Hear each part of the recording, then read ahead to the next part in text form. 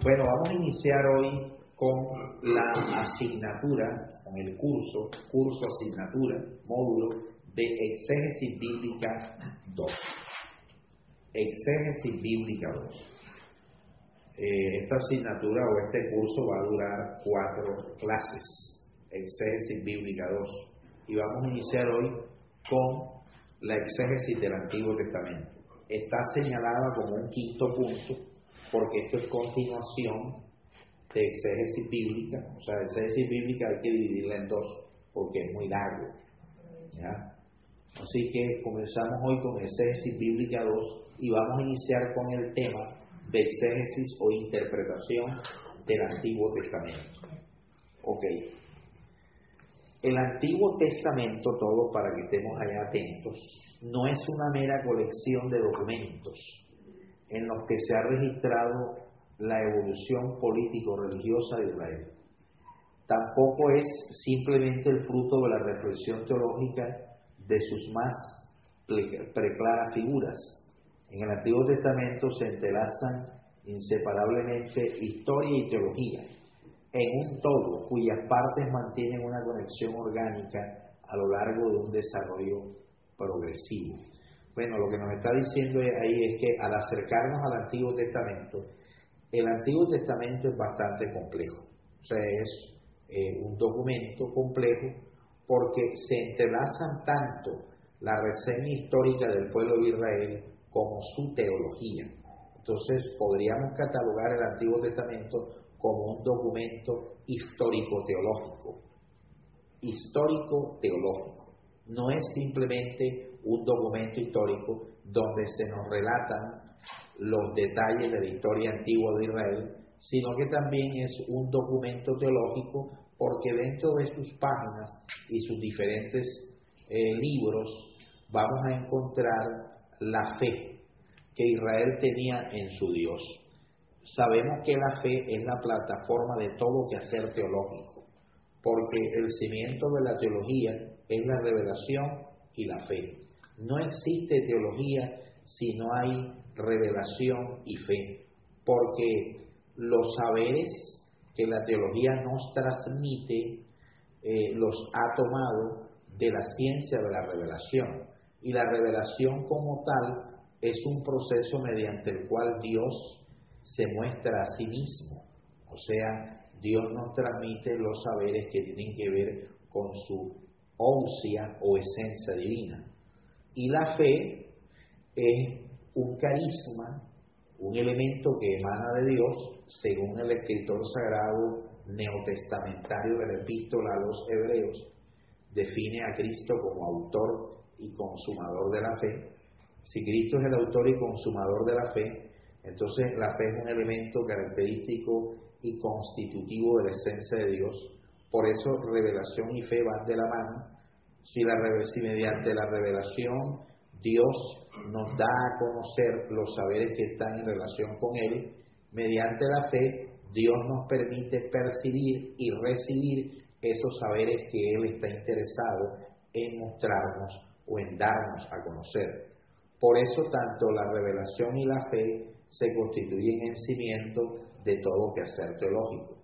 El Antiguo Testamento es un documento histórico porque nos relata los hechos más importantes de la historia antigua de Israel, pero al mismo tiempo es un documento teológico porque nos muestra cuáles eran los elementos o cuáles eran los fundamentos de la fe que este pueblo tiene en Dios. Por eso lo definimos como un documento histórico teológico. Seguimos. Los rasgos característicos más importantes del Antiguo Testamento, los cuales no pueden ser obviados para una correcta exégesis, son los siguientes. Si nosotros queremos aplicarle una correcta exégesis al Antiguo Testamento, estos elementos aquí señalados no pueden ser de ninguna manera o instancia obviados. Primera gran característica del Antiguo Testamento, el monoteísmo radical. ¿Qué entendemos por la palabra monoteísmo? Si yo hablo la fe monoteísta, ¿qué estoy diciendo? ¿La fe en qué? En un solo Dios. Pues en Israel, en el Antiguo Testamento, se nos desarrolla un monoteísmo radical y es definido de la siguiente manera. Desde el primer capítulo del Génesis aparece Dios como ser único, como único. Todo coincide en la exaltación de un solo Dios, creador del universo, invisible, trascendente e infinitamente superior a todos los seres creados. Ninguna imagen de Dios elaborada por mano o mente humana es legítima, según el Antiguo Testamento. Ninguna imagen de Dios elaborada por mente o por manos humanas es legítima. Por eso no puede ser identificado con astros, animales y seres humanos. Él dirige el curso de la historia conforme a sus planes, con un alcance no tribal o nacional, sino universal. Importante estas letras que acabamos de señalar, que vale la pena comentar exegéticamente de la siguiente manera. En el libro del Génesis o libro del principio, el escritor sagrado es bastante radical en su lectura o cosmovisión del monoteísmo. Para el libro del Génesis hay un solo Dios. Cuando en el versículo 1 el libro del principio, Bereshit, manifiesta, en el principio creó Dios los cielos y la tierra.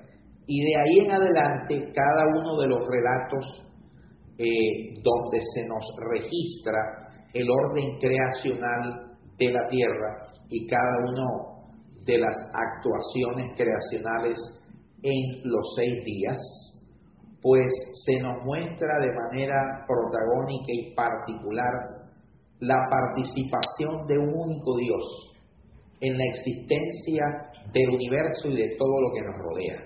Así que de salida, el Génesis es claro en enfatizar que hay un solo Dios.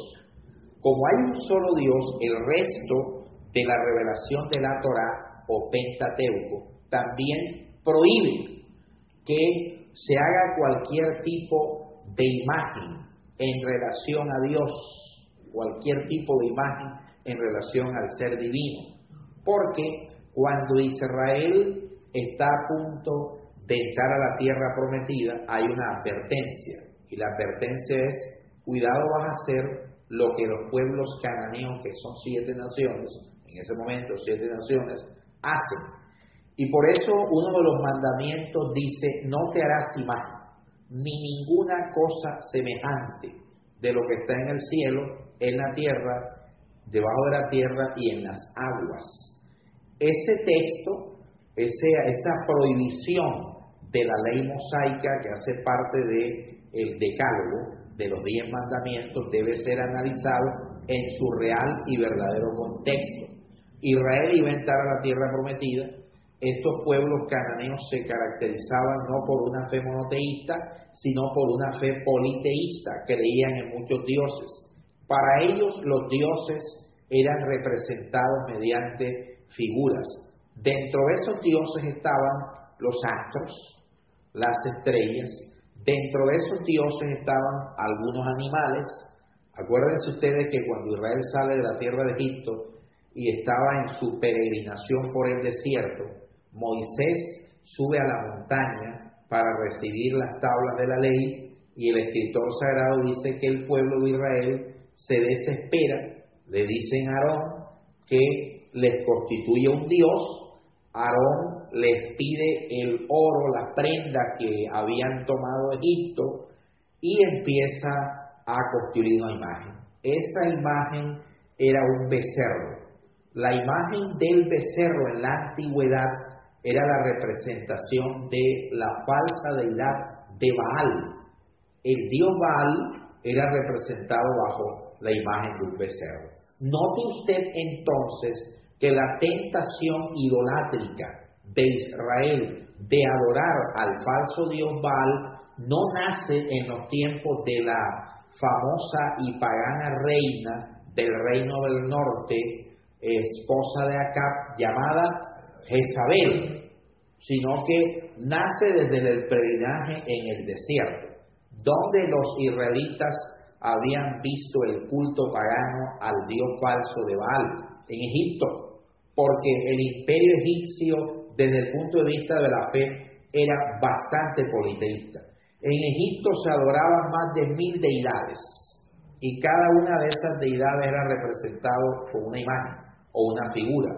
En este caso, el falso dios Baal, que era adorado en Egipto y que era un culto muy ligado a la hechicería, el culto de Baal. Entonces, esa era una gran particularidad del culto a Baal, y era un culto ligado a la brujería o a la hechicería y a la promiscuidad sexual. Allá en Egipto, pues ellos habían aprendido ese culto a Baal, y acá estaban adorando a Baal. Por eso el escritor sagrado dice que cuando empiezan a adorar a Baal, pues las mujeres entran en un desenfreno y hay toda cantidad de orgías en ese momento. Así que aquí podríamos hacer un análisis. Sí es cierto que en el Antiguo Testamento encontramos un monoteísmo radical, la fe en un solo Dios, pero ese monoteísmo radical pasó por un proceso progresivo evolutivo. Israel, ¿de quién viene? Viene de los patriarcas, de manera específica de Abraham, de Isaac y de Jacob.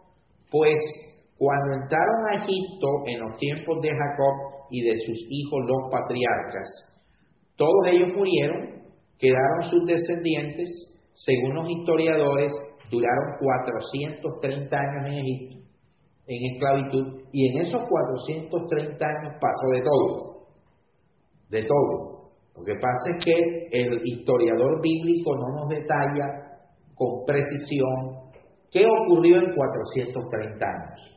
Pero, si nos vamos al contexto, Moisés está en la montaña, estando en el desierto. Ellos se desesperan porque creen que la montaña se tragó a Moisés, porque ya iba a cumplir 40 días y nada que bajaba.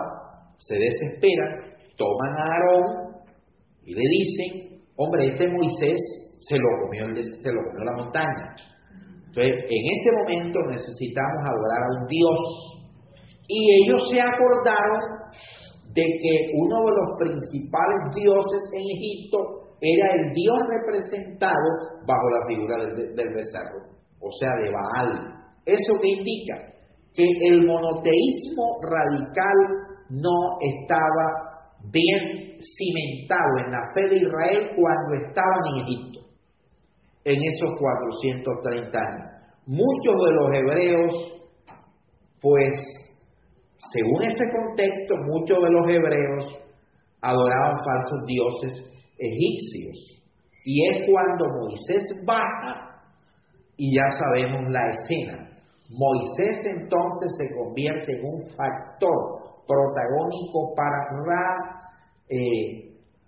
radicar, para quitar cualquier vestigio de práctica pagana politeísta en el interior de Israel, y es Moisés, mediante la ley, el que define contundentemente la fe en un solo Dios.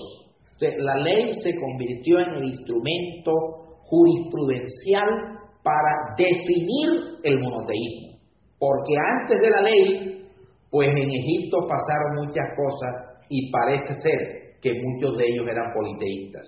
Entonces, es la ley la que determina que los demás dioses son falsos y que el único Dios verdadero es este que los ha librado del sistema imperial excluyente e injusto de Egipto.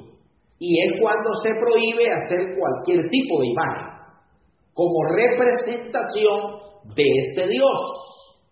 Mientras en Egipto, en 430 años, vieron que los dioses que había allá estaban representados con diferentes imágenes, becerro, había imágenes de dioses que tenían mitad de cuerpo de animal, en este caso de perro, y la otra mitad de ser humano. Eso lo había en Egipto. En Egipto había falsos dioses representados bajo imágenes femeninas, como es el caso de Ibis, que era una diosa egipcia, Ibis, una diosa femenina. Entonces, aquí Moisés está prohibiendo que el Dios verdadero sea relacionado con algún tipo de imagen. ¿Y por qué lo hace? Porque la tierra prometida está contaminada por naciones que adoraban los astros, que adoraban ciertos animales y que esos astros o animales eran definidos como dioses. Entonces se está pretendiendo pues no relacionar a Dios con los falsos dioses que había en la tierra de Canaán. Los cananeos adoraban animales, o sea, una fe animista. La fe animista se está prohibiendo aquí. A Dios no lo puedes relacionar con esto, está diciendo el Antiguo Testamento. Ahora, la pregunta es, ¿por qué entonces Salomón, cuando construye el templo, manda a construir dos imágenes de dos querubines que medían 4 metros de alto cada imagen o cada escultura, y cada ala de cada imagen medía 2,25 metros? Porque es claro, la escultura de las imágenes no representa a quién, a Dios. Las esculturas de las imágenes representan a los seres angélicos que están más cerca de Dios, que en este caso son los querubines del templo, de las imágenes del templo, y que son los querubines y serafines que vio también el profeta. Entonces, por eso Salomón manda a construir dos imágenes, dos esculturas de querubines, porque algunos podrán decir, Salomón violó el mandamiento cuando dice no te hagas imagen de nada de lo que está en el cielo, porque Salomón construyó dos imágenes de dos querubines. Bueno, cuando dice no te hagas imagen de lo que está en el cielo y en la tierra, en sí lo que se está prohibiendo es el culto pagano de las naciones cananeas, porque repito, las naciones cananeas adoraban los astros y adoraban ciertos animales. Entonces lo que se está prohibiendo es no adores lo que los cananeos adoran, y la manera de prohibir adorar astros y adorar animales, lo cual hacían los cananeos, era diciendo no te hagas ninguna imagen de lo que está en el cielo. Entonces lo que hizo Salomón de construir dos imágenes de dos querubines y colocarlos en el lugar santísimo no viola el mandamiento de no te hagas imagen. Eso es lo que está indicando, ¿verdad? Porque el Señor mismo también le había dicho a Moisés, el tabernáculo hazlo conforme al modelo que te mostré. Y el arca del testimonio tenía dos imágenes de querubín, la que hizo Moisés. Y el mismo Moisés había recibido no te hagas imagen. Entonces hay una contradicción. ¿Cómo interpretar eso? No hay una contradicción. Todo texto bíblico, para ser perfectamente interpretado y analizado, tiene que ser interpretado en su contexto.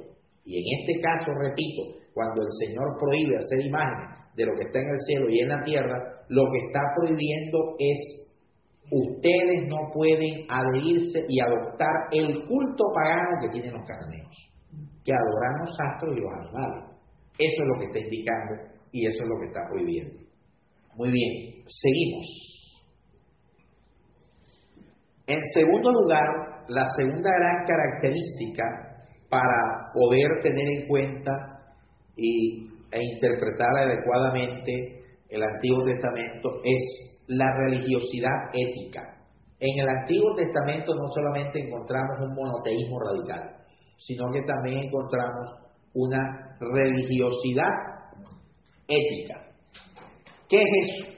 ¿Qué es eso de la religiosidad ética en el Antiguo Testamento? En el Antiguo Testamento, credo, culto y conducta aparecen como un todo invisible. Credo, ¿qué es un credo? Un credo es una declaración de fe. Un credo es en lo que usted cree. La palabra credo no hace parte de la terminología de la Iglesia romana. A muchos cristianos evangélicos, hermanos nuestros, hay que desromanizarles la mente. ¿Ya? Entonces, como hay que desromanizarles la mente, pues en este proceso de formación, la palabra credo ya tenemos que sacarla del diccionario, del léxico romano, para pues entender que credo simplemente es un término que utilizó la Iglesia antigua para designar su declaración de fe. Entonces, Israel tiene un credo. ¿Sabía usted que el primer credo que tuvo Israel es la Shema? Y es un credo monoteísta, de manera radical. Oye Israel, el Señor tu Dios, el Señor uno es. Entonces, un credo. El credo en Israel, en el Antiguo Testamento, está mezclado con el culto. Porque hay un credo, una declaración de fe, pero también hay un culto específico y en particular. Y hay una conducta. Entonces aquí sumamos tres elementos. Declaración de fe, que es definido bajo el término credo. Conducta. Bueno, segundo, culto. Culto. Bueno, nuestras expresiones adorantes. Las expresiones adorantes de Israel. Y conducta. Conducta es nuestro comportamiento diario o cotidiano. En el Antiguo Testamento, en Israel, hay una religiosidad ética. Las expresiones religiosas en Israel permearon la conducta de cada uno de los israelitas.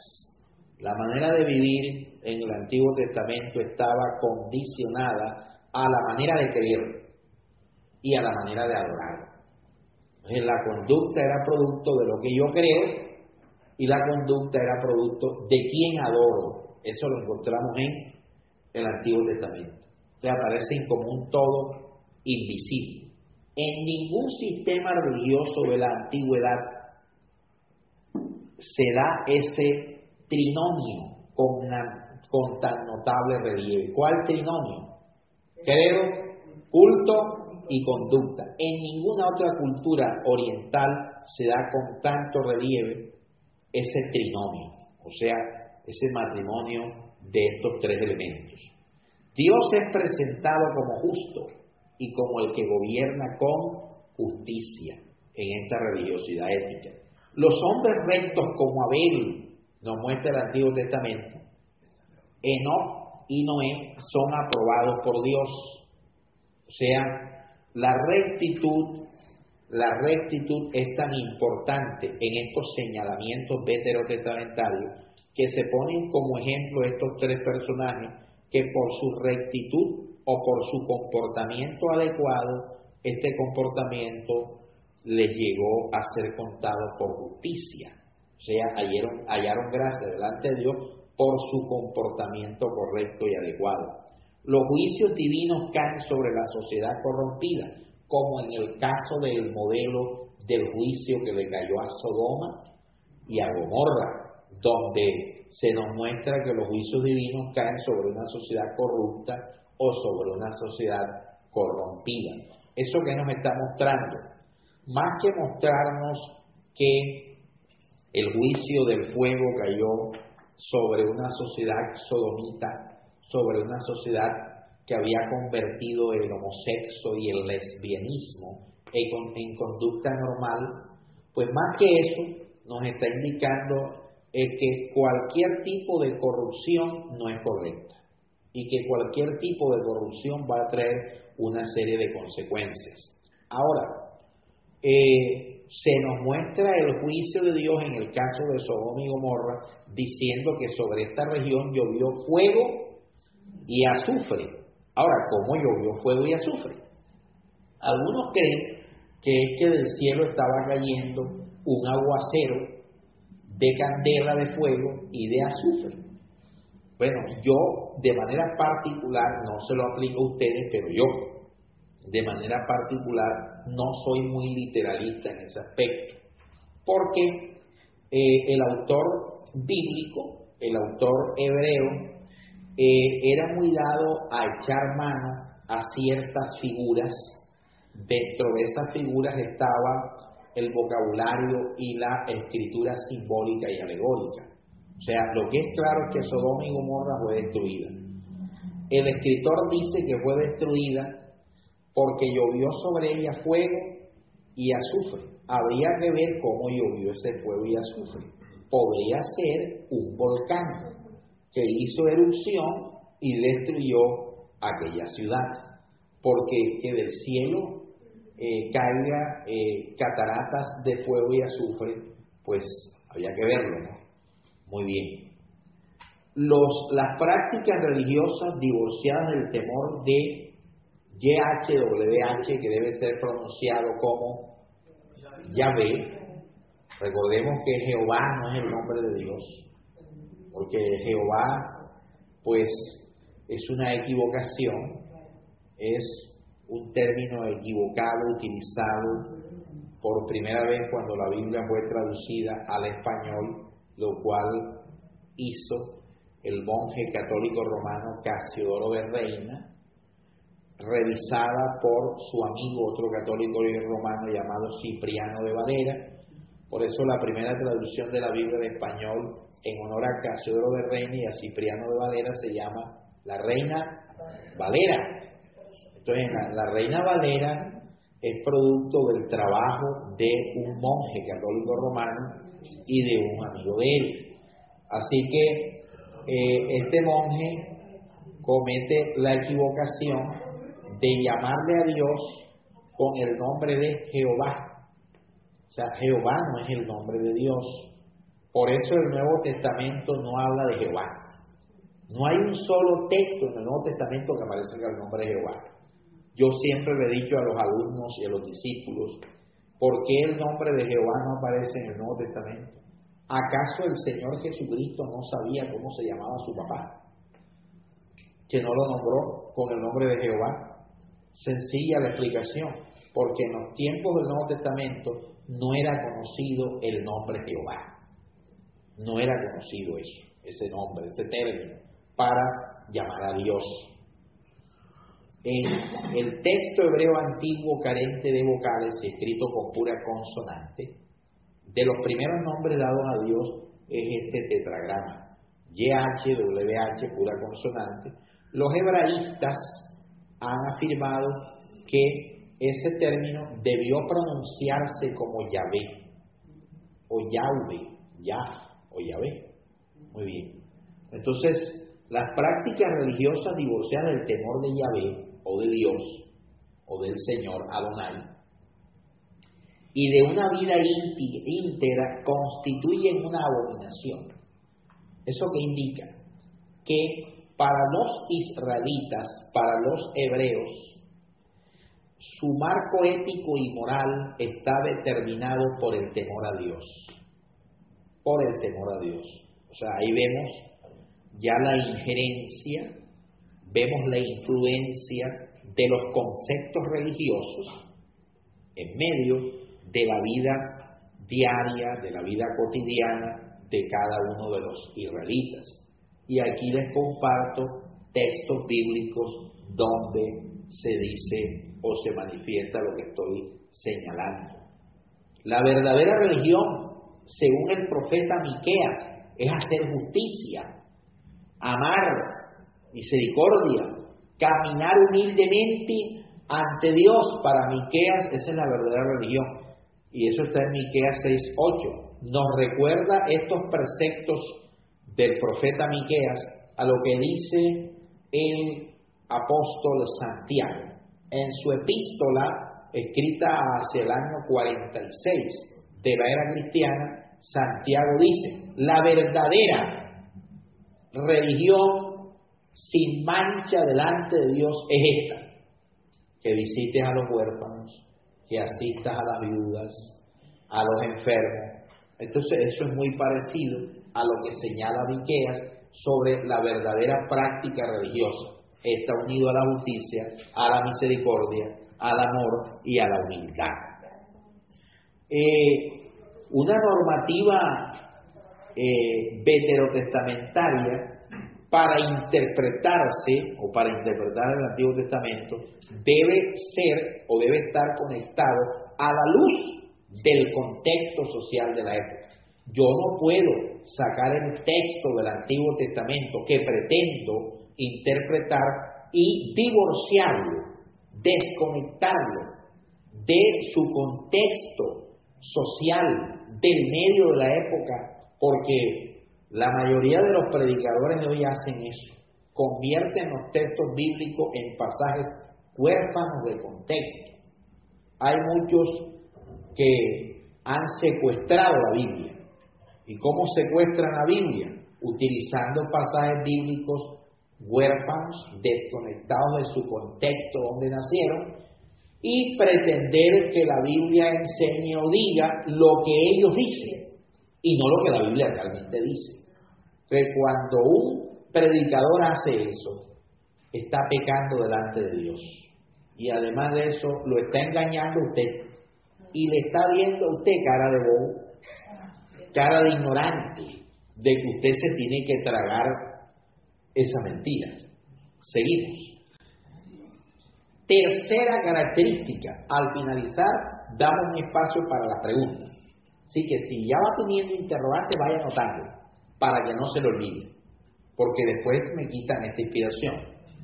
Tercera característica para estudiar el Antiguo Testamento es la concepción teológica de la historia. Esto es fundamental, oye. El gran talón de Aquiles en la exégesis evangélica de la última generación es que creen que la Sagrada Escritura presenta la historia, un retrato cronológico de la historia.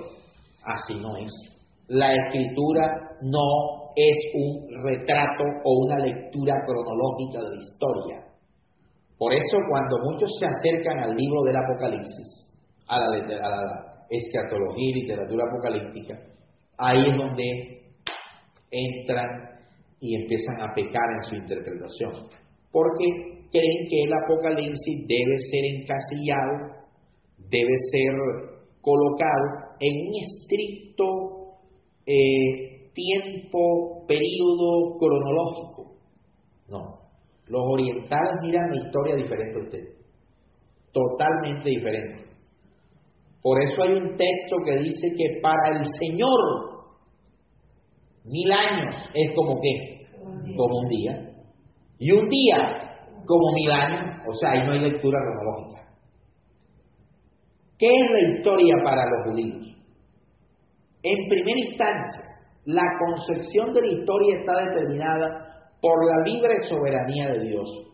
Dios no está condicionado, limitado y encasillado a la historia. No. Dios actúa en la historia humana como Él quiere. Él ha manifestado su soberanía en la historia. La historia es el escenario apto para manifestar la soberanía divina. La soberanía de Dios aún trasciende a la misma historia, es lo que está indicando. Todos los eventos están concatenados y sujetos a la voluntad de Yahvé, de Yahvé, orientados a la realización de sus designios. Dios va a utilizar la historia en el Antiguo Testamento para llevar a cabo sus designios, para llevar a cabo sus planes, es lo que está indicando. O sea, cuando el hombre peca, el pecado no le sacó a Dios la historia de la mano. No, señor. Es al revés. El pecado hizo que al hombre, que la historia se le saliera del control al hombre. Pero el pecado humano no es un elemento alienante característico de haber sacado la historia del control de Dios. La historia sigue siendo controlada por Dios y sus designios se van a cumplir en medio de ella. Todo avanza hacia una meta. La finalidad rige la historia, la cual fluye por los cauces que la providencia ha previsto. Por eso el himnólogo y salmista eterno dice: si el Señor no edifica, en vano trabajan los edificadores. Si el Señor no vela, en vano vela la guardia. Y por eso el sabio dice, todo tiene su tiempo debajo del sol. Dios controla el tiempo y la historia. Controla el cronos. El cronos es controlado por Dios. ¿Para qué? Para que el cronos humano sea gobernado por el kairos divino. El tiempo humano debe ser gobernado por el tiempo de Dios. La fe expectante que el Antiguo Testamento infunde en su enfoque teológico de la historia descansa sobre dos pilares: la elección y la alianza. Elección es, Dios eligió un pueblo, se llama Israel. ¿Para qué lo eligió? Para hacer alianza. ¿Dónde lo eligió? En la historia. ¿Y para qué lo eligió en la historia? Para que sus designios se hagan en la historia mediante este pueblo. Es lo que está mostrando el Antiguo Testamento. El pacto de Dios no será anulado. La infidelidad será castigada, pero no se alterará la fidelidad de Dios, ni se frustrarán sus designios. Isaías 54, del 4 al 10. El pacto de Dios no será anulado. ¿Por qué el pacto de Dios no será anulado según el Antiguo Testamento? No por nuestro lindo rostro. No será anulado porque lo ha dicho Dios. El pacto no será anulado porque es Dios el que lo ha determinado. Y Dios no puede hacer que sus palabras caigan en tierra. Entonces, el pacto no será anulado. El pacto es tan firme que ni aun la infidelidad del pueblo hace que el pacto se quebrante. Eso nos recuerda la declaración paulina manifestada en la epístola a Timoteo cuando Pablo dice, aunque seamos infieles, Él permanece fiel. Pero si lo niegas, Él te niega, porque Él no puede negarse a sí mismo. Sigamos. Muy bien, esas son las tres grandes características a tener en cuenta para acercarnos a una exégesis del Antiguo Testamento. Número uno, el Antiguo Testamento es un documento monoteísta. No hay otro Dios ahí, un único Dios. Número dos, la religiosidad ¿qué? Ética. O sea, el comportamiento de los hebreos en el Antiguo Testamento está condicionado, es fruto o consecuencia de sus creencias y su culto. Y número tres, ¿cómo? La concepción teológica ¿de qué? De la historia. Por eso para los hebreos, aunque pasen miles de años, no nos vamos a desesperar, porque el Dios que tenemos no está condicionado a la historia, Él la controla. Y esa es la historia de Israel. Ese es el secreto. El secreto de Israel es que para ellos Dios controla la historia. Y lo mejor, Dios está de su lado. El Dios que controla la historia está de nuestro lado. Si el Dios que controla la historia está de nuestro lado, no importa lo que ocurra en la historia, vamos a seguir adelante, vamos a sobrepasar y a vencer cualquier tipo de dificultad, porque Dios va a utilizar la historia y sus dificultades para manifestar y hacer patentes sus designios en nosotros. Ahora vamos a pautas para la interpretación del Antiguo Testamento. ¿Cuáles son esas pautas? Esas reglas, principios, normas hermenéuticas que van a tener como resultado una correcta interpretación del Antiguo Testamento. Primera pauta, relación entre el Antiguo y Nuevo Testamento. Segunda pauta, discernimiento de elementos continuos y discontinuos.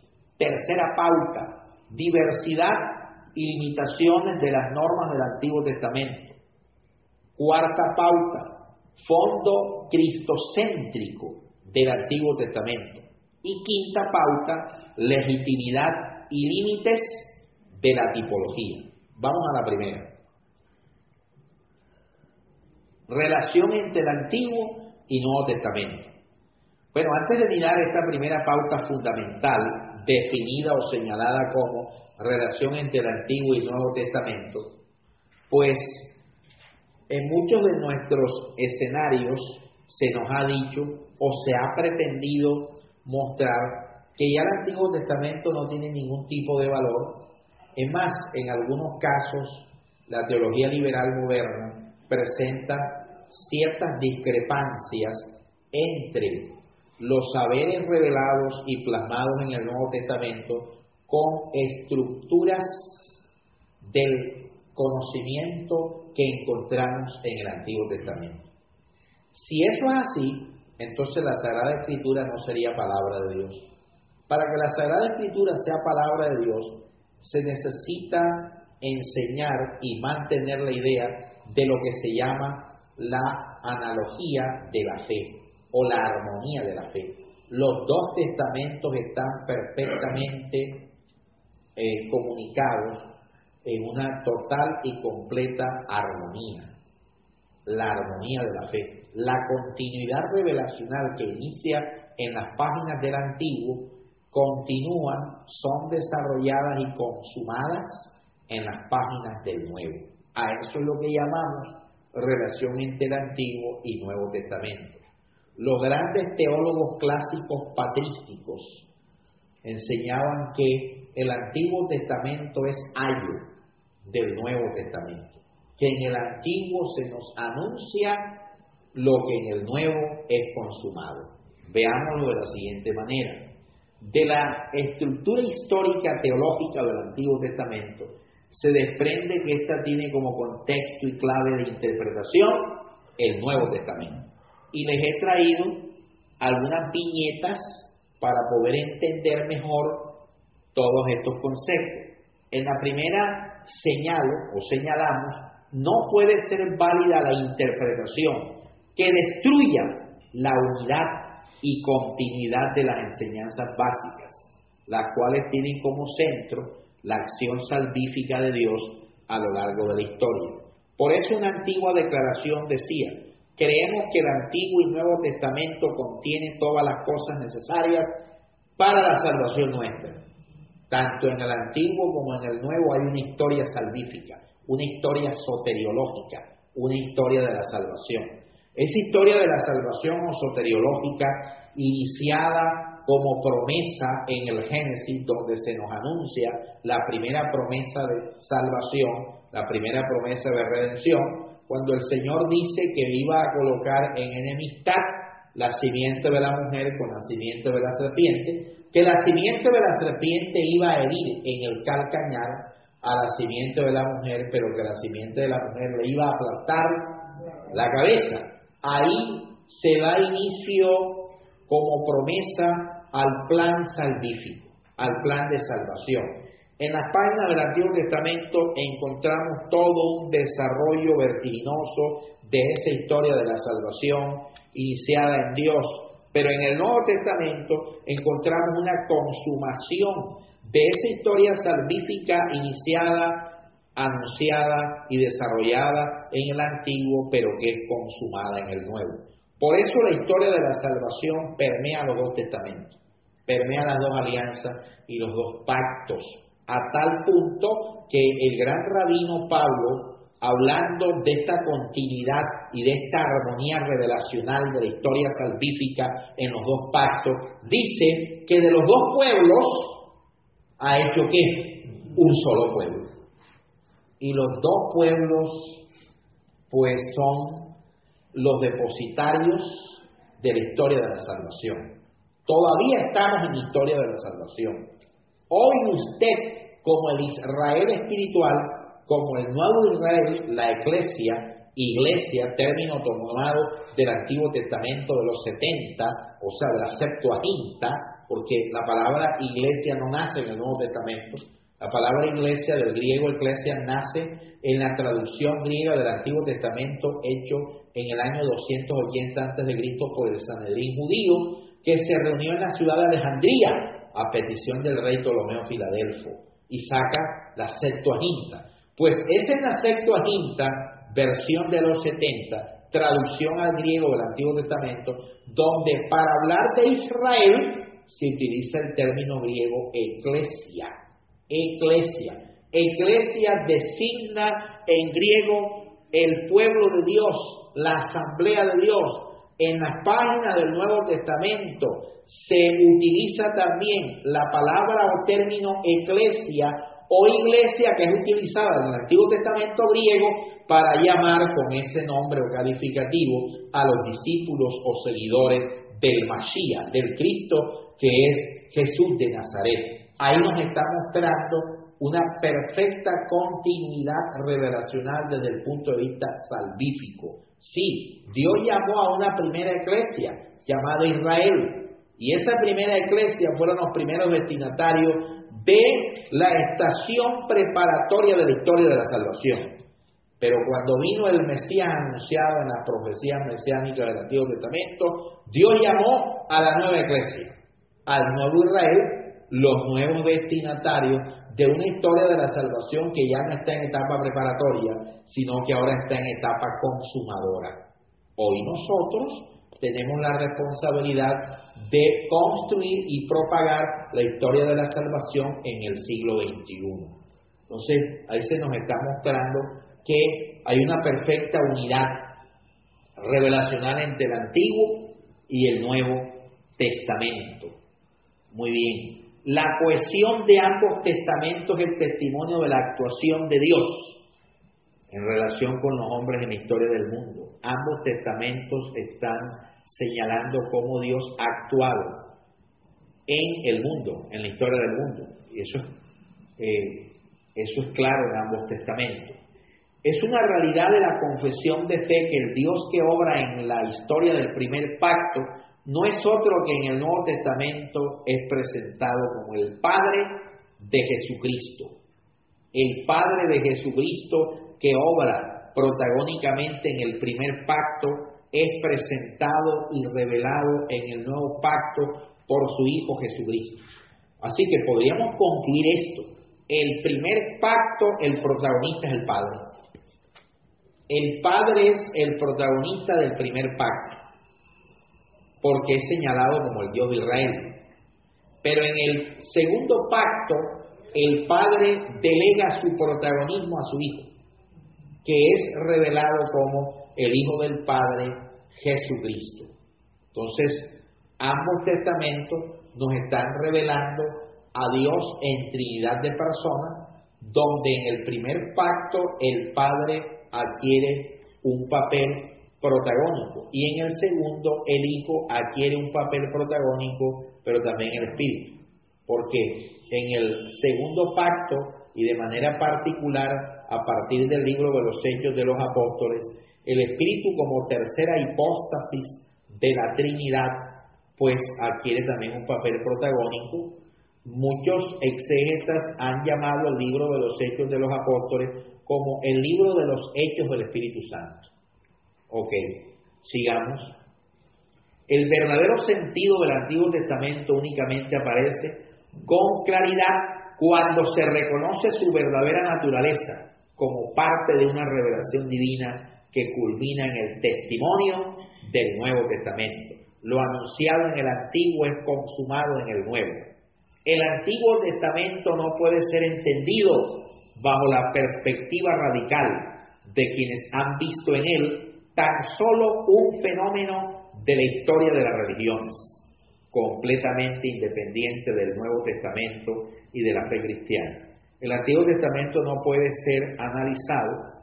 La exégesis veterotestamentaria no se puede apartar de el concepto revelacional y de la fe, porque si la exégesis veterotestamentaria es apartada del tinte revelacional y de la fe, entonces el Antiguo Testamento queda minimizado y limitado a una simple obra y documento sociológico en la historia de las religiones, porque las demás religiones también tienen obras literarias.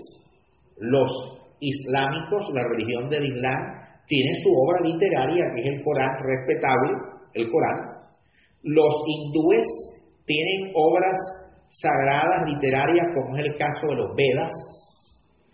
Y Todas las religiones tienen sus obras literarias donde fundamentan sus enseñanzas.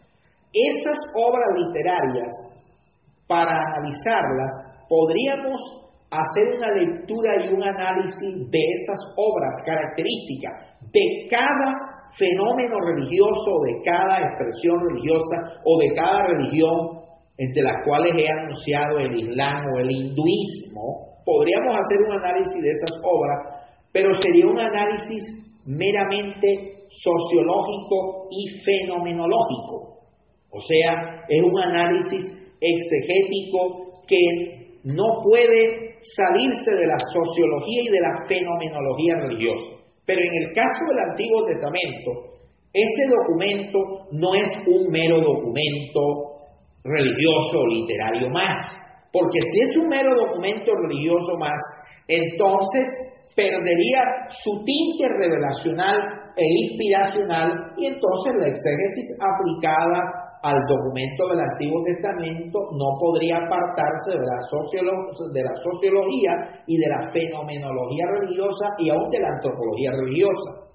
Pero aquí estamos frente a un documento que es diferente a los demás aquí señalados, porque según el mismo documento, esto ha sido revelado, muchos de sus saberes han sido revelados y han sido inspirados los escritores o autores que plasmaron y redactaron esos saberes que encontramos en el Antiguo Testamento.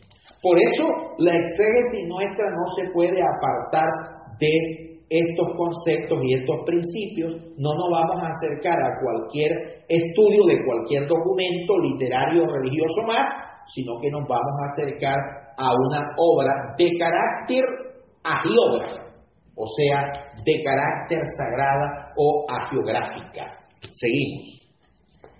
Segundo, además de que hay una relación entre el Antiguo y Nuevo Testamento, el Antiguo no contradice al Nuevo, ni el Nuevo contradice al Antiguo. Por eso no diga más, que eso está en el Antiguo. Hay algunos hermanos que de manera despectiva te dicen, no, eso está en el Antiguo. O sea, como para decir, ya eso quedó atrás. Sí, muchas cosas del Antiguo Testamento ya no son aplicables hoy. Sobre todo lo que tiene que ver con la legislación mosaica y lo que tiene que ver con las prácticas que emergen y se originan en las particularidades costumbristas y culturales del pueblo de Israel. Eso ya hoy no es practicable. Por eso no podría aplicar como norma y doctrina la circuncisión, porque la circuncisión de la carne no sirve de nada. Es más, la circuncisión de la carne podríamos verla como tipo de una mayor circuncisión que Pablo en su exégesis rabínica llama circuncisión del corazón.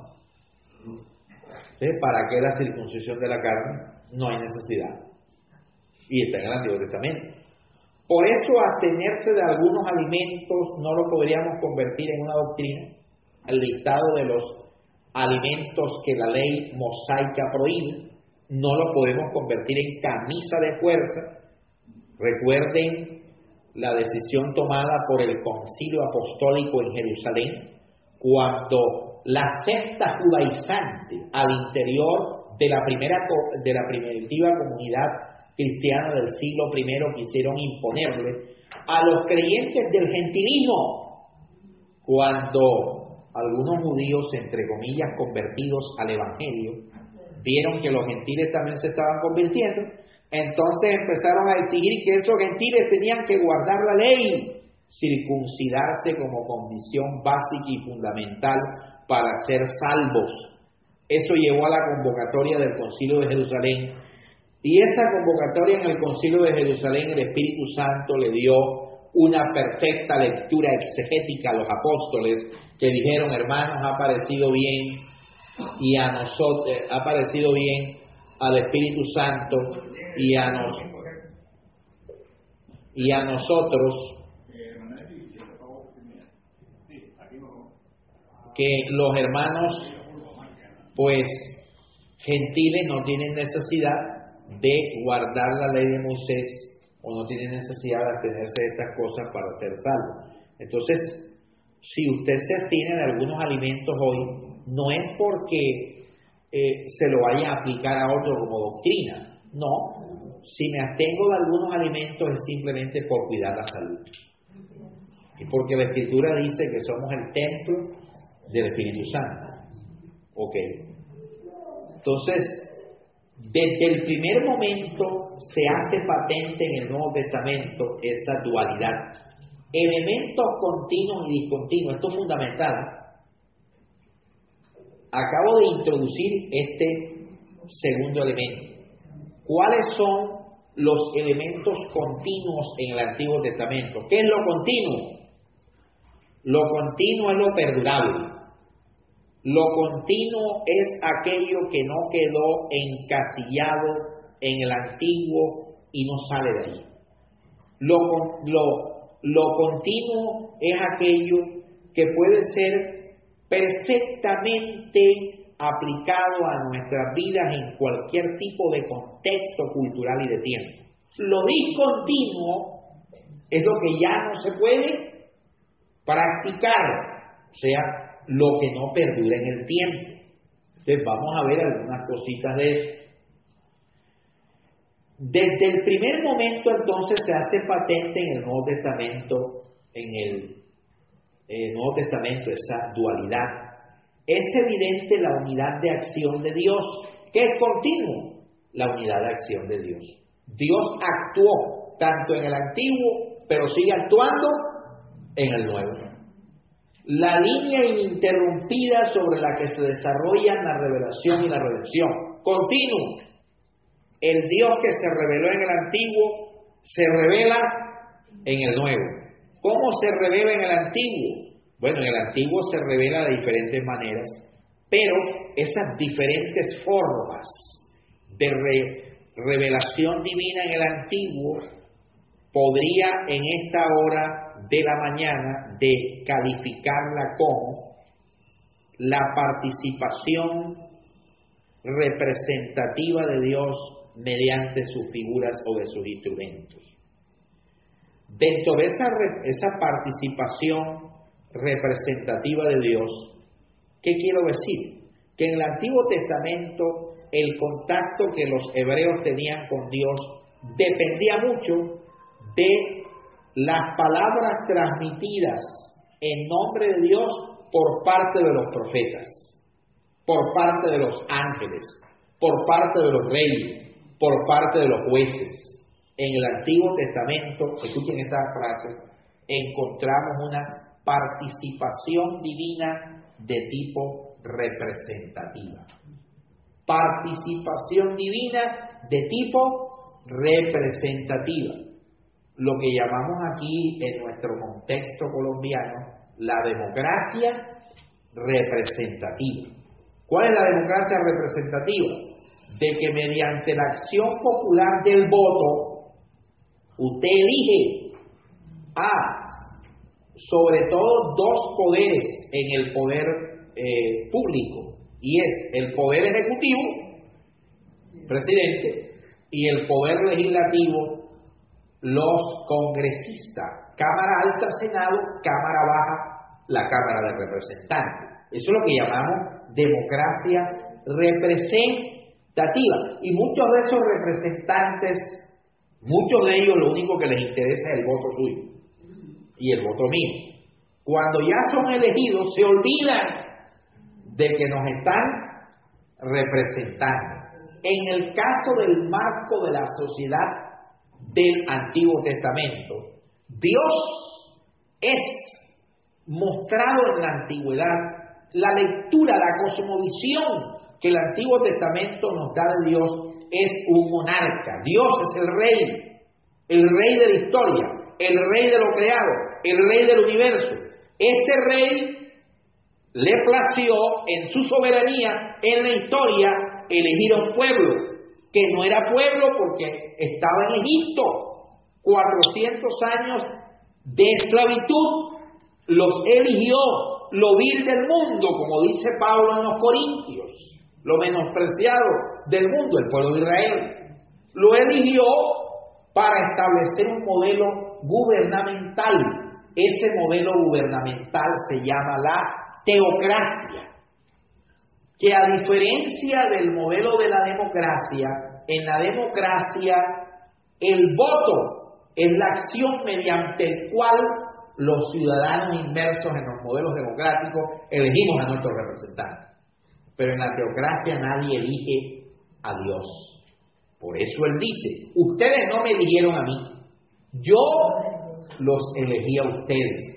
Él no abrió las urnas para que votaran por Él y lo eligieran presidente de Israel. No. Antes de que yo los eligiera a ustedes, ya yo era Dios. Entonces Él eligió a Israel. Voy a establecer en ustedes un modelo parecido al modelo de mi gobierno en la eternidad. ¿Cuál es el estatus gubernamental de la eternidad? La teocracia. Dios gobierna en la eternidad y no le pregunta a nadie. Es más, el querubín protector Luzbel quiso quebrantar el modelo de la teocracia eterna cuando empezó a persuadir la tercera parte de los ángeles para que también le dieran a él la capacidad de sentarse al lado del Altísimo. O sea, quiso implementar la democracia en el cielo. Y mediante la democracia darle un golpe de Estado a la teocracia divina. ¿Quién le va a dar un golpe de Estado a Dios? Imagínense si en Venezuela no han podido darle un golpe de Estado a Maduro.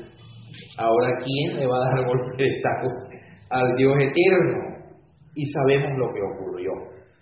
Dios entonces establece la teocracia en Israel. Como establece la teocracia en Israel, este pueblo era sin igual. Tenía el privilegio este pueblo de decir, nuestro presidente, nuestro rey, nuestro gobernante es Dios. Ahora, en todo gobierno hay ministros y hay senadores. ¿Qué hace Dios? Elige a los profetas, elige a los jueces, etcétera, para que ellos, en nombre de Él, dirijan al pueblo. Entonces, ahí es donde encontramos una participación representativa de la deidad en los asuntos históricos de Israel, porque Dios enviaba a sus profetas para revelar a Israel sus designios. Por eso es que la Torá dice, las cosas secretas pertenecen al Señor nuestro Dios, y las que Él ha revelado le pertenecen a los siervos, los profetas, para que los profetas les anuncien. Así que los profetas, los ángeles, sí, muchos ángeles adquirieron el carácter de enviados plenipotenciarios, como el caso del ángel del Señor que se le revela a Moisés en la teofanía de la zarza de Éxodo capítulo 3. No es Dios el que se le aparece a Moisés, es un ángel en nombre de Dios, pero era un ángel enviado plenipotenciario. ¿Qué era un enviado plenipotenciario en esa época? Mire todo lo que tengo que decir para que puedan entender el Antiguo Testamento. Por eso esas mensualidades hay que subirlas. ¿Oyó? Así que el enviado plenipotenciario, que era en la antigüedad un rey que gobernaba todo un territorio, cuando iba a mandar un recado a otro territorio gobernado por él, no iba él. Comisionaba a un enviado de él, pero le declaraba enviado plenipotenciario, o sea, enviado con todos los poderes. El enviado plenipotenciario hablaba en nombre del rey como si fuera el rey, prestándole su yo al rey. Por eso, cuando Moisés se acerca a la zarza, que es un arbusto muy característico de ese medio, ¿verdad? Es más, él no se espanta cuando ve una zarza que está ardiendo y no se consume. ¿Sabe por qué no sale corriendo Moisés? Porque Moisés era el yerno de un sacerdote llamado Jetro, sacerdote de Madián. Los madianitas, decían, habitaban cerca al monte de Dios, que era el monte Oreb, y los madianitas decían, En ese monte está el Dios volador, el Dios que vuela en medio de las zarzas y de los arbustos. Por eso Moisés, recuerden ustedes que Moisés tenía una convivencia de 40 años con Jetro, porque cuando Moisés sale huyendo de Egipto y se establece en esa región de los madianitas, que estaba cerca de la montaña de Dios, encontró a la hija de Jetro que estaba siendo hostigada por unos ladrones.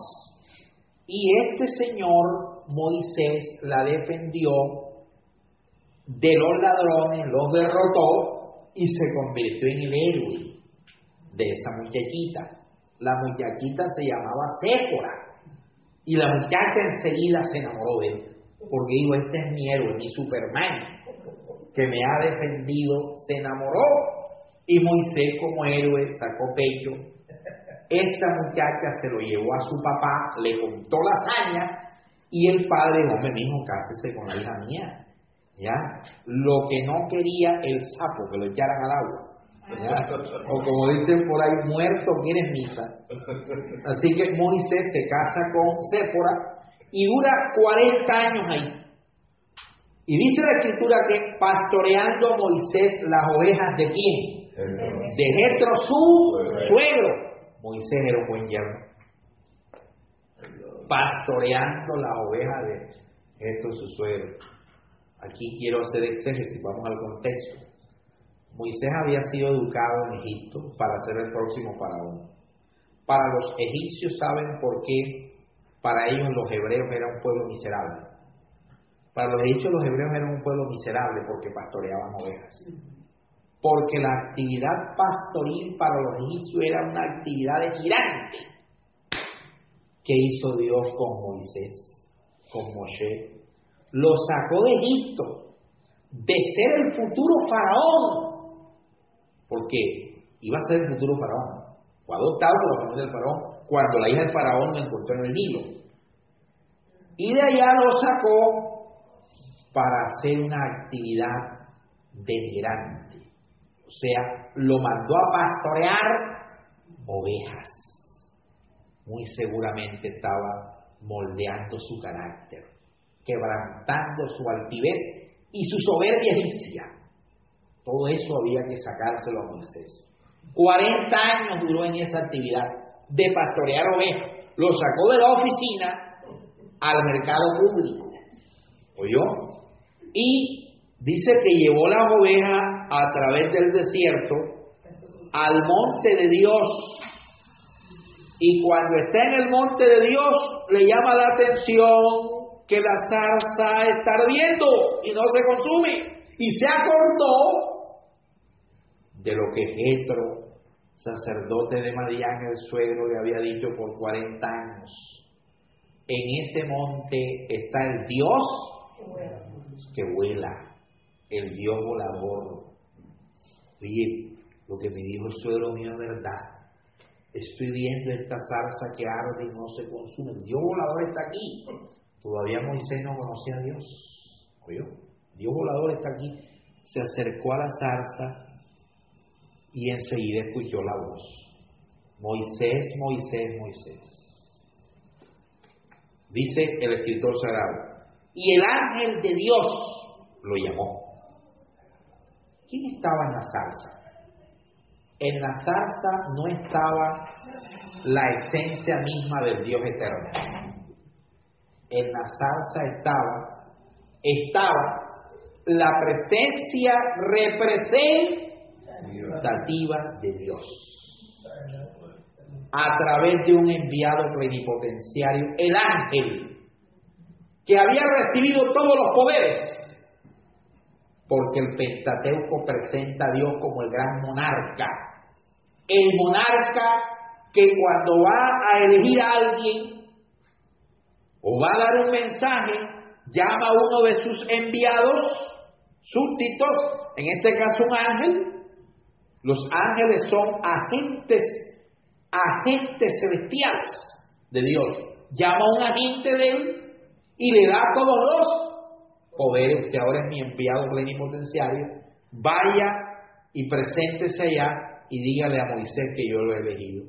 Entonces el enviado plenipotenciario, en este caso el ángel, llama a Moisés y le va a dar la razón de Dios, pero en primera persona, como si fuera Dios, prestándole suyo al Señor. Por eso el ángel no se presenta.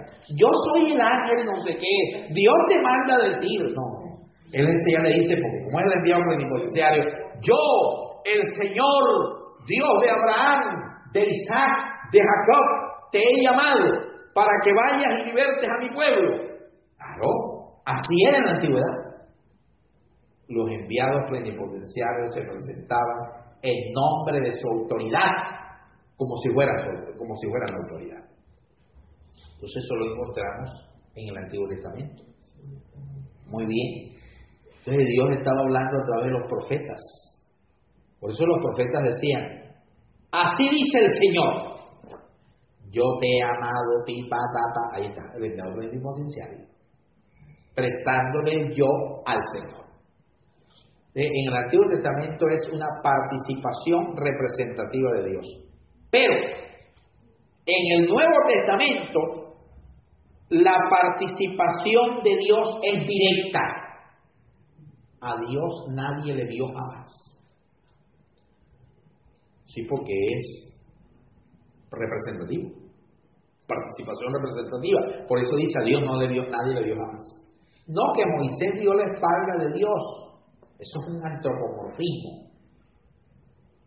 ¿Cómo va a ver Moisés la espalda de Dios si en la época de Moisés todavía el Señor no había adoptado naturaleza humana?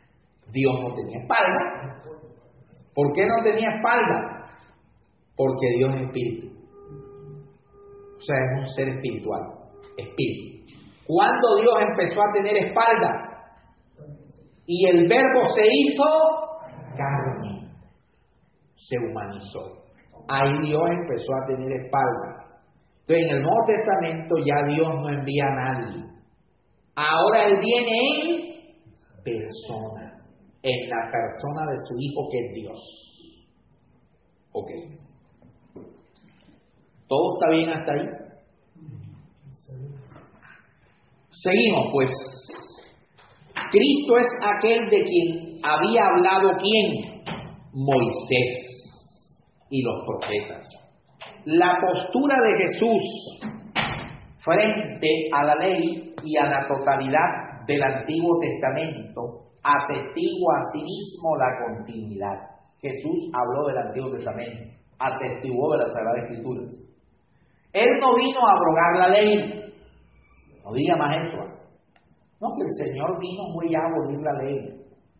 Vea, cuando uno dice el Señor vino a abolir la ley, esa forma de hablar y de expresarse está manifestando nuestro infantilismo bíblico. O sea, yo lo veo, entonces, si usted dice eso, yo lo veo a usted como no, ni si todavía no ha llegado a la etapa de niñez. O sea, apenas está recién nacido y no balbucea todavía. No que el Señor vino a abolir la ley, no. Él no vino a abrogar la ley, vino aquí a cumplirla. Mateo 5:17. En las discusiones y controversias con sus opositores, recurre una y otra vez a lo escrito en el Antiguo Testamento, atribuyendo a sus palabras autoridad excesiva. Él decía, como está escrito, o sea, dándole un valor tremendo al Antiguo Testamento. Marcos 5:25, Marcos 12:26. Se confirma con esta actitud la relación promesa-cumplimiento. ¿Dónde está la promesa? En la participación representativa o en la participación directa y protagónica. En la participación representativa de Dios. ¿A qué llamamos participación representativa de Dios? A la manera como Dios participó en la historia de la salvación del Antiguo Testamento. ¿Y cómo participó? A través de los profetas, ángeles. O sea, era representativo, lo representaban a él. En ese marco, entonces está la promesa. ¿Y dónde está el cumplimiento de esa promesa? En la participación directa y protagónica de Dios. Y eso está en el Nuevo Testamento. Por eso entre el Antiguo y Nuevo hay una perfecta unidad relacional. Porque en el Antiguo Dios envía a sus representantes para que hablen en nombre de Él. En el Nuevo, Él viene Él mismo. En el Antiguo está la promesa. En el Nuevo está el cumplimiento de lo que ya prometió. Son tajantes las declaraciones críticas de Jesús, no solo a lo que se refiere a las tradiciones rabínicas prevalecientes en su tiempo, sino también en lo concerniente a la ley misma de Moisés. Es obvio el gran cambio que sus enseñanzas producían en cuestiones tales como el divorcio. Mateo 19:3. Le dijeron, si así es la condición del hombre, no conviene casarse, porque estaba dándoles una nueva teología del matrimonio. Ellos se habían acostumbrado a la teología del matrimonio mosaico, donde habían dos modelos de matrimonio, la monogamia y la poligamia. Porque la ley legalizó la poligamia. En Israel, un hombre se podía casar con todas las mujeres que quisiera, siempre y cuando esas mujeres estuvieran solteras y las pudiera mantener a todas por igual. No es que a una le va a comprar en Buenavista y otra en Tierra Santa, todas por igual. ¿Ok? Entonces, así es en Israel. Por eso, cuando alguien me preguntó, profesor, Salomón, ¿era adúltero? ¿Usted qué diría? No es adúltero. Pero tenía 1000 mujeres, y pero no es adúltero. ¿Por qué no era adúltero? Porque ese modelo de familia y de matrimonio es perfectamente legal en el marco del Antiguo Testamento de la ley de Moisés. Hoy ¿qué sería? Adulterio. Pero en ese momento no lo era.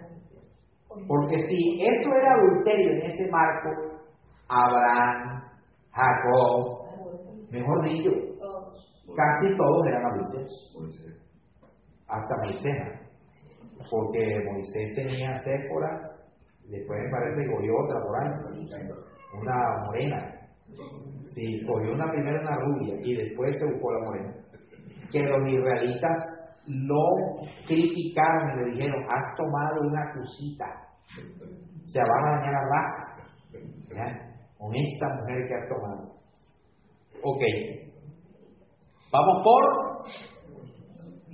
el divorcio, la purificación ceremonial, el ayuno. ¿Por qué no ayunan tus discípulos como los discípulos de Juan? ¿Para qué van a ayunar? Yo estoy entre ellos. Cuando el esposo está en medio de su esposa, la esposa lo que tiene que hacer es fiesta. Cuando el esposo les ha quitado, entonces ayunarán. El ayuno, ¿para qué era el ayuno? En el Antiguo Testamento. El verdadero ayuno es que renuncies a las cadenas de iniquidad, no que hay en otro, sino que hay en ti. No en las cadenas de opresión que hay en otro, porque yo a veces quiero ayunar por otro. No, Señor, tú ayunas por ti mismo. El ayuno no es para manipular a Dios, porque eso lo hemos traído de la cultura pagana romana. De que en Roma uno paga unas mandas si el santo de turno le hace el milagrito. Le pago la manda, la penitencia. Entonces acá en el mundo evangélico también hay unas nuevas penitencias y la nueva manda. La manda o penitencia más famosa es ayunar. Señor, yo te voy a hacer 3 días de ayuno, pero me hacen el favor, después de que yo te haga los 3 días de ayuno, nada más voy a tomar agua, Señor. ¿Sí? Me hacen el favor que después de los 3 días de ayuno que te lo voy a dedicar a ti, tú coges al vecino de al lado y te lo llevas. ¿Ya? O con estos días de ayuno vas a convertir a no sé quién. O con estos días de ayuno me va a venir un nuevo empleo. No, eso no es para eso. O sea, usted no ayuna para manipular a Dios, porque la voluntad de Dios es inmanipulable. ¿Quién dijo que para que Dios te bendiga tú tienes que manipular o no ayuno? Ya Dios decidió bendecirte. Amén. Bendito el Dios y Padre de nuestro Señor Jesucristo, que nos bendiga. Hay que ayunar, ¿no? Si usted quiere ayunar y le gusta ayunar, ayune. ¿Para qué? Para lo que dice Isaías. ¿Oyó? Para lo que dice Isaías. No, pero es que yo ayuno para que el diablo se vaya. ¿Y de dónde sacó usted eso? Yo lo saqué de la Biblia, profesor. ¿Y dónde está?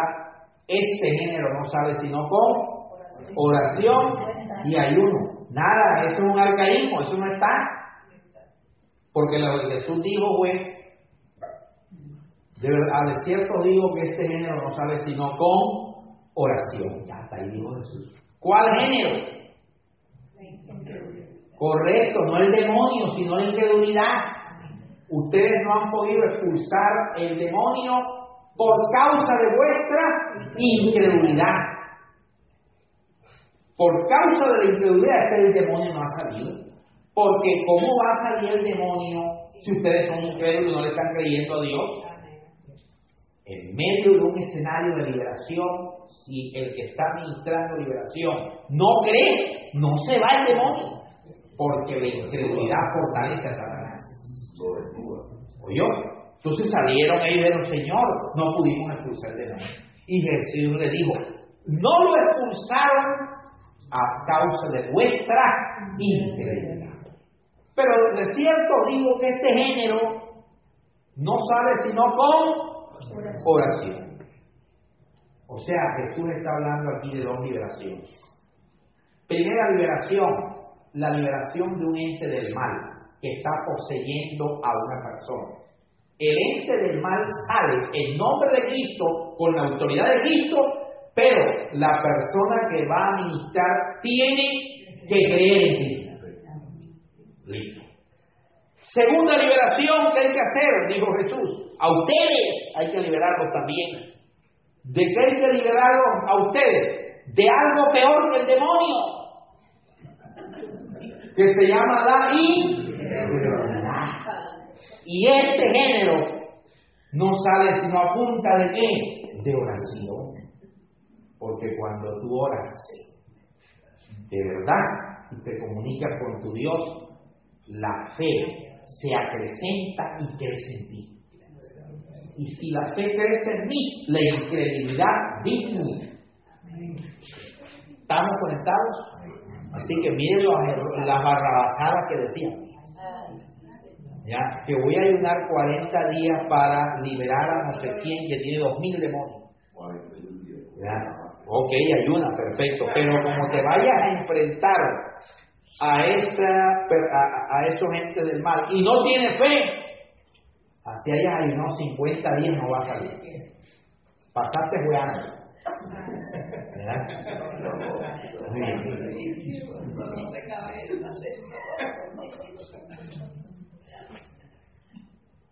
El ayuno, la observancia del sábado. ¿Por qué quebrantas el sábado? Yo soy el Señor del sábado.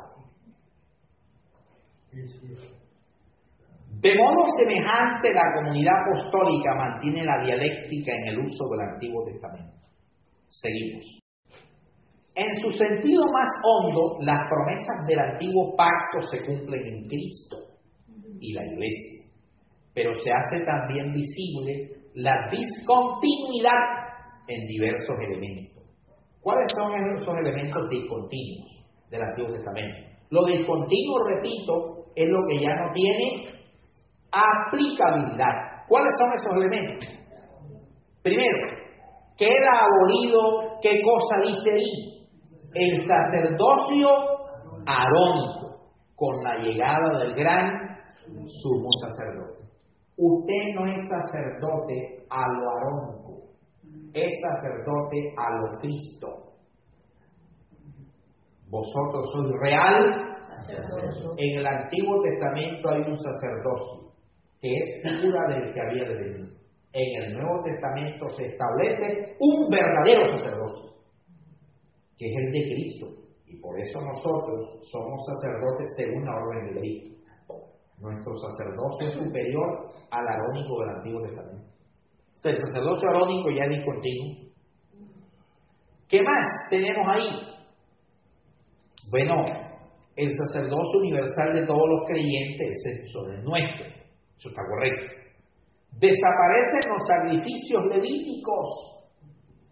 ¿Ya para qué hacer sacrificio? Si ya el perfecto sacrificio fue ofrecido una sola vez y para siempre. Y el velo del templo se rasgó de arriba hacia abajo. Rompimiento en lo concerniente a la función de la ley. Cristo es el fin de la ley. Romanos 10:4. No la abolió, la cumplió y la rebasó. Por eso Él es el fin de la ley. No la abolición de la ley, sino el fin de la ley, porque ya la cumplió y la consumó. Primeramente, no en sentido de extinción, sino en el de finalidad. Del hebreo, telos. La ley no tiene una realidad justificadora, sino todo lo contrario, condena al pecador. ¿Para qué fue instituida la ley? La ley fue instituida como un marco de relación entre el hombre y Dios y entre los hombres. Pero ese marco de relación entre Dios y los hombres, entre los hombres y Dios y los hombres entre ellos, y de ahí sale la sociedad judía o la sociedad israelita, ese marco jurisprudencial que muestra una gran fatalidad. La fatalidad no de la ley, porque la ley es perfecta, la fatalidad de la imperfección suya, de la imperfección mía. Por eso el gran rabino Pablo dice, hablando de la ley, nadie fue justificado mediante las obras de la ley, no porque la ley sea imperfecta, repito, ella es perfecta, sino porque nadie cumplió la ley. Para que tú seas justificado por Dios, debes cumplir la ley. Y como nadie la cumplió, nadie se justificó. Cristo vino a cumplir la ley en representación tuya para que tú puedas en Cristo cumplir a cabalidad la ley. Y por eso, como Cristo ya cumplió la ley en tu representación, por eso tú eres un justificado delante del Dios de la ley. Entonces ahí surge otra dialéctica y otro discurso. La salvación no es por obras, para que nadie se gloríe. ¿Cuáles obras? No es por obras de la ley. ¿Por qué? Porque nadie la cumplió. Pero la salvación sí es por obras, no por las obras tuyas. Se necesitó la obra magna de Cristo para que el Padre te justificara. No es por obra para que nadie se gloríe, no es por mi obra, porque no puedo cumplir la ley. Así que no me puedo gloriar de que Dios me ha dado salvación porque cumplí la ley. Pero si es por obra, ¿por cuál obra? Por la obra de Jesucristo que me representó para en nombre mío cumplir lo que yo no podía cumplir. Seguimos. Muy bien. El fin condenatorio se cumplió en Cristo, quien en la cruz cargó con la maldición a la que se había hecho acreedor el hombre. La salvación no se logra mediante el imposible cumplimiento cabal de la ley, sino por medio de la fe en Jesucristo. El acierto en la diferenciación entre los elementos legales del Antiguo Testamento que tienen valor perenne y los que solo tienen una función pasajera es sumamente importante en la interpretación, especialmente cuando hay que precisar el carácter normativo de determinados textos. Nos queda a nosotros entonces descubrir cuáles son esos elementos perennes del Antiguo Testamento y cuáles son ya elementos pasajeros que ya no tienen cumplimiento y repercusión en nuestro medio. ¿Qué es lo perenne? El amor a Dios, el perdón, la misericordia, los 10 mandamientos, sobre todo en lo que tiene que ver con mi relación con Dios y la relación con mis semejantes. Seguimos. Diversidad, tercero, diversidad y limitaciones de las normas del Antiguo Testamento. Lo tercero a tener en cuenta. Diversidad y limitaciones de las normas del Antiguo Testamento. Llama la atención la variedad con que aparecen en el Antiguo Testamento ciertos principios morales y su regulación casuística. A veces la diversidad parece entrañar contradicciones. Por ejemplo, la creación del hombre a imagen y semejanza de Dios determina la dignidad y la igualdad de derechos de todos los seres humanos. Pero en el mismo Antiguo Testamento, donde se habla que Dios creó al hombre a su imagen y semejanza, lo cual señala nuestra igualdad y dignidad, ¿qué dice? En Éxodo 21 y en Deuteronomio 15 hallamos un ordenamiento legal de la esclavitud. Mientras que Amós condena esta práctica en Amós 2.6 y Amós 8.6. Les pongo este cuadro. Dice el Génesis en el Antiguo Testamento que Dios creó al hombre a su imagen y semejanza. Eso que está colocando de manifiesto y de relieve la dignidad humana.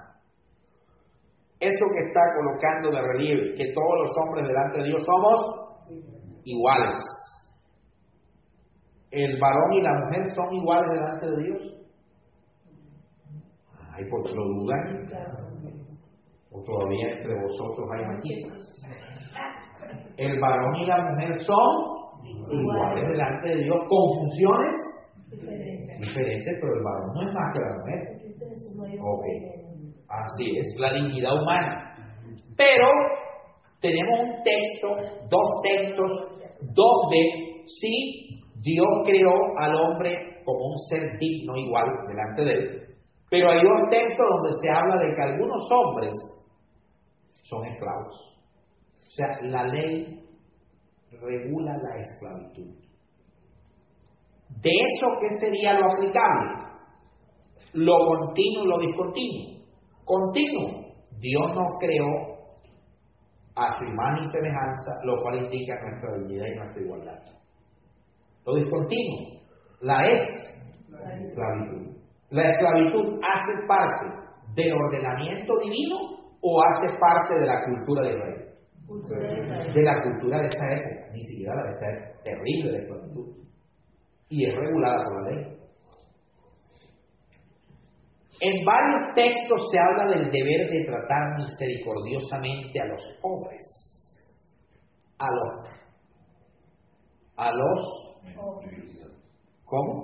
los menos privilegiados, a los extranjeros. Éxodo 22-21, Éxodo 23 del 6 al 9. Pero por otro lado, se imponen leyes marginativas a algunos disminuidos físicamente, a los mestizos, o sea, algunos otros graves, los mestizos, y a los oriundos de otros pueblos. Deuteronomio 23.1 y Deuteronomio 23.20. Le explico lo siguiente.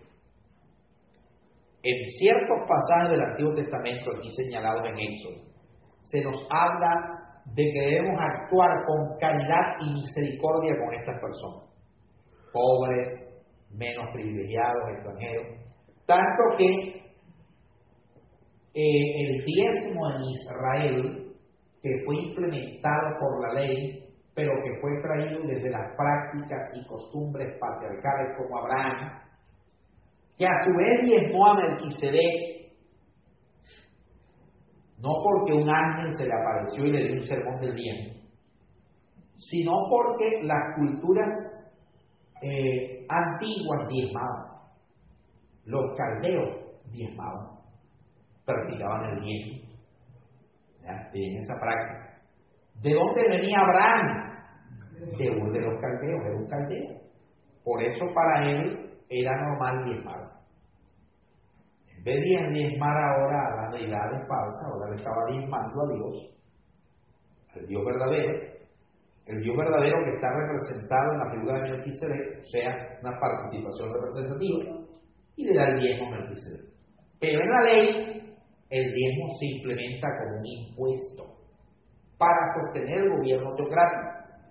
Y el diezmo en la ley se utilizaba no solamente para sostener a los levitas, únicos que no tenían tierra, sino que también parte del rubro era utilizado para ayudar a los pobres menos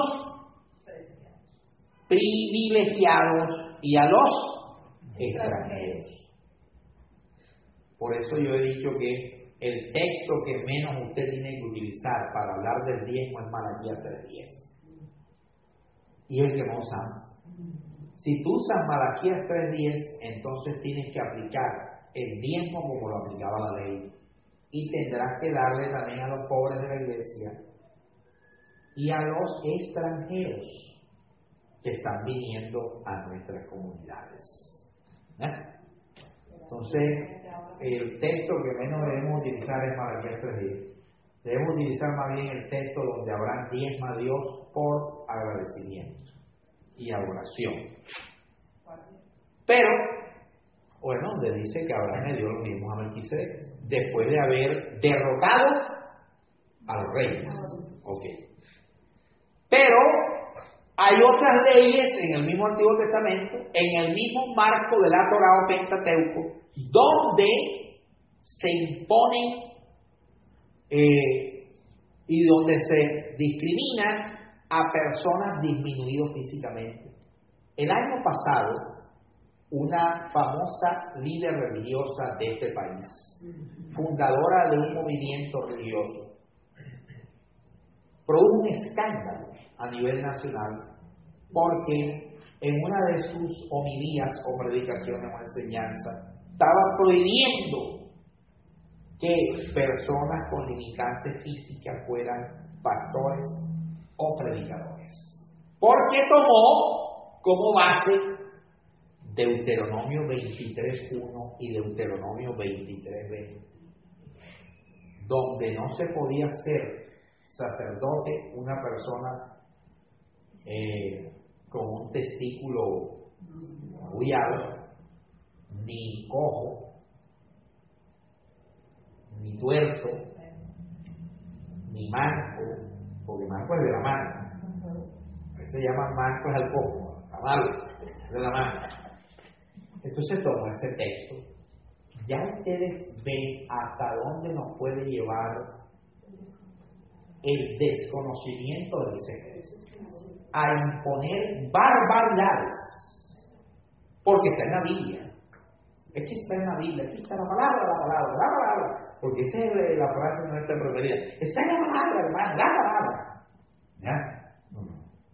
No está en la palabra de Dios, está en las costumbres del pueblo.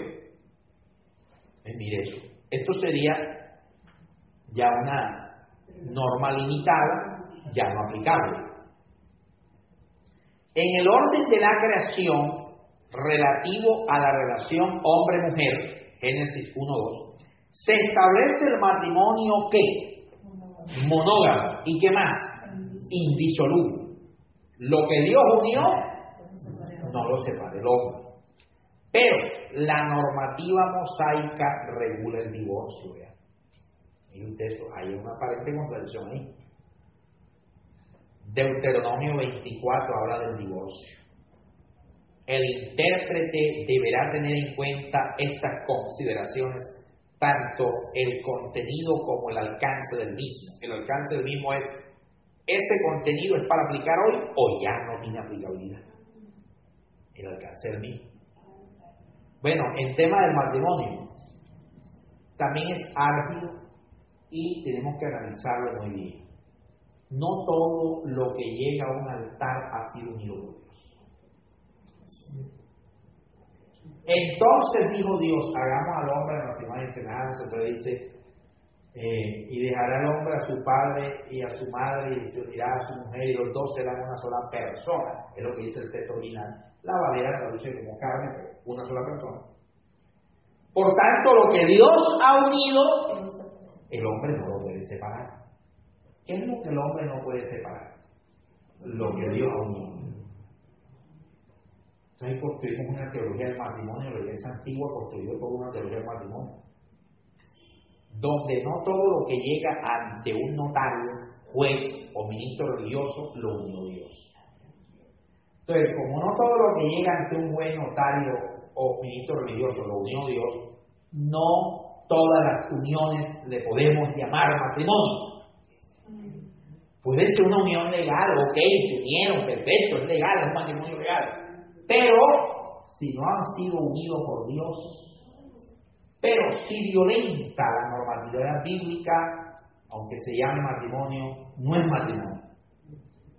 Por ejemplo, no os unáis en yugo desigual con los incrédulos. Si usted se casa con una islámica, con una mormona, con una testigo de Jehová, usted está en yugo desigual. Eso no lo unió Dios. Por ejemplo, el matrimonio entre las personas del mismo sexo, aunque se llame matrimonio y ya sea legal en la ley colombiana, esto no puede ser llamado ¿qué? Matrimonio delante de Dios. La mujer que le gustó el hombre o viceversa, el hombre que se enamoró de esa mujer y para conquistarse mutuamente se echaron por él. ¿Cómo va a unir Dios a través de pócimas y de brujería? Eso no lo unió Dios. El matrimonio que se hace entre un tío y sobrina, eso no lo unió Dios. Que en el matrimonio uno de los dos empieza a manifestar prácticas promiscuas, a no ser por causa de inmoralidad sexual, dijo Jesús, promiscuas.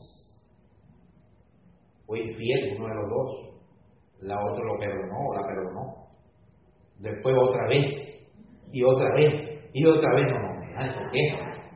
Entonces ahí, eso no lo unió Dios. Que usted está casado con un hombre y ese hombre cada vez que llega a la casa quiere violentarla físicamente. Varias veces casi la ha intentado matar. Dios no te va a dar un hombre para que te mate, ni te va a dar una mujer para que te mate. Eso no lo dio Dios. Entonces tengamos mucho cuidado a qué es lo que vamos a llamar matrimonio.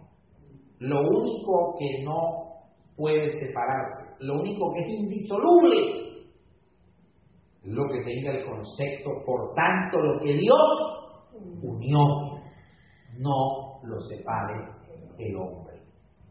Por eso Pablo en Corintios habla de que se pueden dar ciertas separaciones cuando dice, si una hermana tiene un hombre, marido, que no es creyente y el marido no quiere vivir con ella, ¿qué dice Pablo? Que se separe. Pero, si no es así, que no se separe, porque la mujer santa santifica ¿a quién? Al marido. Tenemos muchas cosas que hablar en el tema del matrimonio. Es una cosa compleja, el matrimonio. Ok. Seguimos. Fondo crítico, fondo cristocéntrico del Antiguo Testamento. Cuarto elemento a tener en cuenta. El Antiguo Testamento tiene un fondo cristocéntrico. Es fundamental no perder la vista que es precisamente Cristo quien da cohesión a la totalidad de la revelación bíblica. Resulta asombrosa la abundante riqueza cristológica que en el Antiguo Testamento descubren los escritores del Nuevo, orientados por las exposiciones que el Maestro mismo les había hecho. Lo encontramos en Lucas 24-27, donde Jesús dice que de Él se habló en el Antiguo Testamento, sobre todo en ese texto donde el Señor entró a una sinagoga, porque el Señor le gustaba ir al culto de la sinagoga, y el principal de la sinagoga le dio el rollo del profeta Isaías. El Señor era un rabino. En Juan dice que Nicodemo, rabino, principal entre los judíos, llegó a Jesús de noche y le dijo: Rabí, sabemos que has venido de Dios como maestro. ¿Ustedes sabían que el rabí no es lo mismo que el rabino? En la cultura hebrea. El rabino es el que enseña, o sea, el pedagogo de la fe. El rabí es el sabio, es el maestro de maestros, el rabí. Entonces Nicodemo era un rabino, llegó a Jesús, el rabí, el presidente de los rabinos, y le dice: Rabí, sabemos que ha venido de Dios como este. Era un sabio. Así que Jesús tomó el rollo del profeta Isaías, lo leyó, donde dice: el Espíritu del Señor está sobre mí. Y siguió leyendo. Cuando cerró el rollo, todo el mundo pendiente para ver qué era lo que iba a decir el rabí y el sabio, se dirigió a todos y les dijo: de cierto os digo, déjenme aplicar esta exégesis, por favor, dijo Jesús. De cierto os digo que esta escritura, esto anunciado en Isaías, hoy se ha cumplido en medio de ustedes, porque del que están hablando aquí soy yo. Todo el mundo se rasgó los vestidos, le retiraron la silla, lo iban a matar. ¿Oyó? Así que Jesús en muchas oportunidades le manifestó a sus discípulos que el Antiguo Testamento hablaba tácita y claramente de él. Eso es lo que llamamos fondo cristocéntrico del Antiguo Testamento. La venida de Jesucristo como una realidad histórica no deja al exégeta ninguna otra opción. Ha de interpretar el Antiguo Testamento como señalando a Cristo.